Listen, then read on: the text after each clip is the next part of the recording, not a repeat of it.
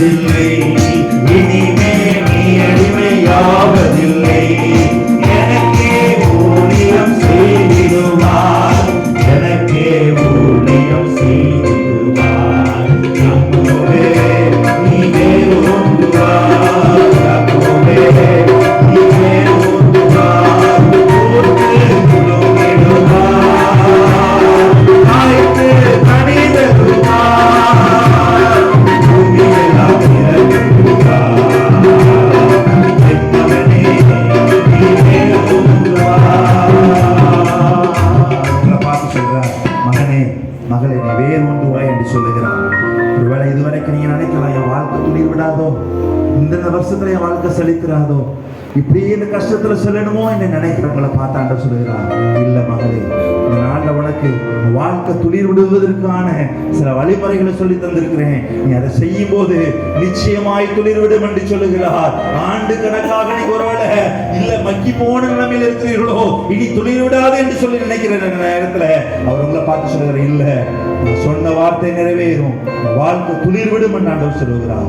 சிறப்பு வல்லமுள்ள தெய்வமே, வார்த்தையின்படி நீ பேசியிருக்கீங்கப்பா. ஒவ்வொருடைய வாழ்க்கை நீ துளிர்விட செய்வீராக.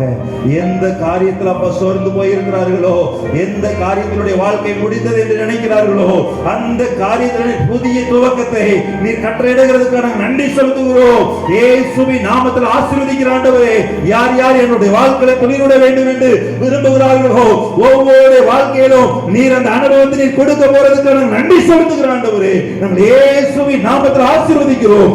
வல்லமை இறங்கட்டும் ஆண்டவரே, எல்லா தடைகள் மாறுவதாக, அக்கிரமத்தின் கட்டுகள் முறிவதாக இயேசுவின் நாமத்தினாலே. ஆவியானவர் நீர் அப்படி செய்யறதுக்கான நன்றி செலுத்துகிறோம். கிருபைக்கு ஒப்பு கொடுக்கிறோம். இயேசுவின் ஜெபிக்கிறோம் எங்கள் ஜீவனுள்ள பிதாவே, ஆமென்.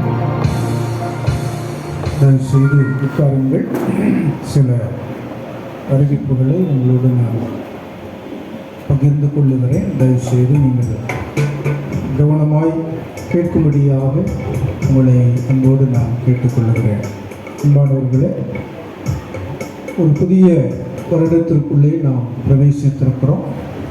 புதிய வருடத்தின் முதலாவது சேகர முன்னிரவு ஜெபத்தில் பங்கு கொள்ளும்படியாய் வந்து ஆண்டவருடைய ஆசீர்வாதத்தை பெற்றிருக்கிற உங்கள் யாவருக்கும் நன்றியை நான் தெரிவித்துக் கொள்ளுகிறேன்.